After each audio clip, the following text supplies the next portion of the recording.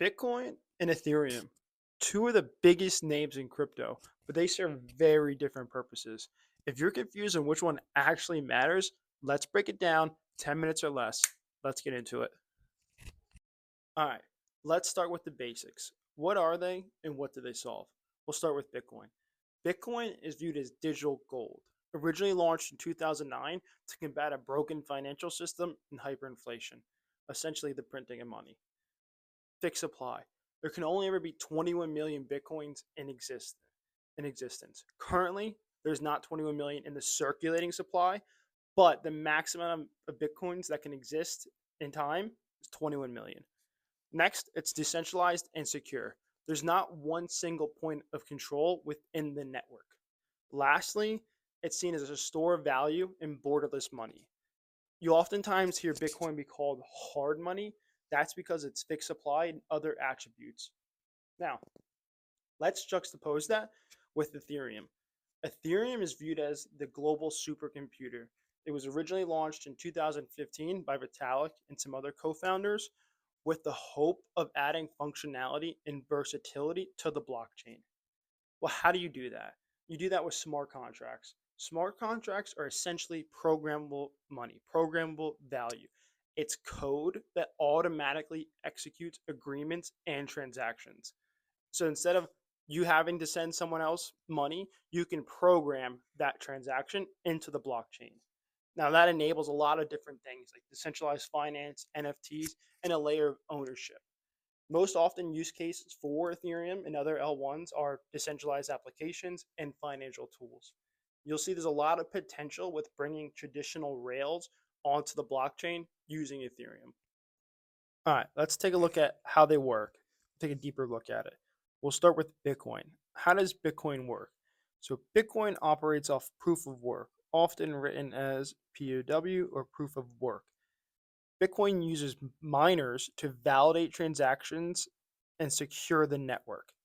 Essentially, miners solve cryptographic puzzles, and the first to solve the puzzle gets a Bitcoin reward. So that's the incentive. The Bitcoin reward is the incentive for miners to validate and secure. That Bitcoin reward obviously has value. Obviously, this is highly secure, but it's slow. It takes about 10 minutes per block, so you have limited transactions. Now, how does ETH work? Ethereum works off of proof of stake. Actually, originally ETH was developed as proof of work, and then in 2022, it was hard forked into a proof of stake kind of chain, if you will. And what does that mean? It means validators stake ETH, they lock up their ETH to secure the network. The whole goal is to reduce energy costs from miners because it costs a lot of energy to do compute to solve those transactions.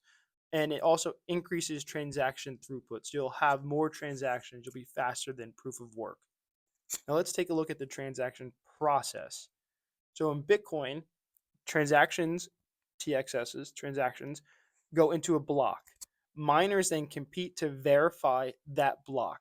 So as I mentioned before, that is them solving cryptographic puzzles. The first person that solves it, the person that competes for that block and verifies it, gets that Bitcoin reward. And once that block is confirmed, it's now permanent. Now, if you look at ETH, transactions are executed immediately. There's a gas fee that the person pays. That if you're trying to run a transaction, you pay a gas fee to the validator, and then the validator ensures that the network is secure. They run that transaction immediately. Okay, let's take a look at now at gas fee, speed, and scalability. So Bitcoin speed and cost. Bitcoin takes about 10-minute block times, which is good for security, but it's bad for speed. And speed is essential when you're talking about blockchain technology and the future of these transactions per second. You want to have hundreds of thousands of transactions per second. Now, with that said, is the Lightning Network, so there's a layer 2 that's being built on top of Bitcoin, and it does make for faster payments. But for everything else, it doesn't really compete as well as as ETH and the other L1s that are out there. Now looking at ETH gas fees and L2 solutions. So ETH transactions cost more. ETH has been notorious for having high transaction costs. And I don't want to go too in detail about this argument, but there is the debate about whether you should scale the base chain, the L1, or you should enable L2s and specialized L2s that take computing off the L1 and make it cheaper. So in this case, Ethereum has L2s like Arbitrum, Optimism, Polygon, and Base. Now, you could think of in layer 2 as another chain that bundles transactions and then takes those bundled transactions. Let's take this. Say this is a bunch of transactions here. They take this bundled transactions, they do all the compute, they verify, and then they at the end verify on ETH, the main chain. So this is a bad picture, but let's say this is ETH, let's say this is an L2, these are a bunch of transactions, and then we're going to download or we're going to put these other transactions, and ETH will verify that these transactions um, are legit. And that what that does is it takes the compute off the layer 1, and you're able to do all these transactions over here. And again, that costs less. Now that we learned about what they are and how they work, let's answer the question, why do they matter? Let's start with Bitcoin. Why Bitcoin? Bitcoin is a hedge against inflation with both institutional and government adoption. It's viewed as digital gold. It's scarce and it's secure. And lastly, it's your money in your control. There's no middlemen. Versus Ethereum. Ethereum, as well as other layer ones, enable the application layer. They enable the internet to go from read write, Web 2.0, to read write own, Web 3.0. That's with NFTs and decentralized finance. Well, how do they do that? With smart contracts. It's finance and ownership without banks.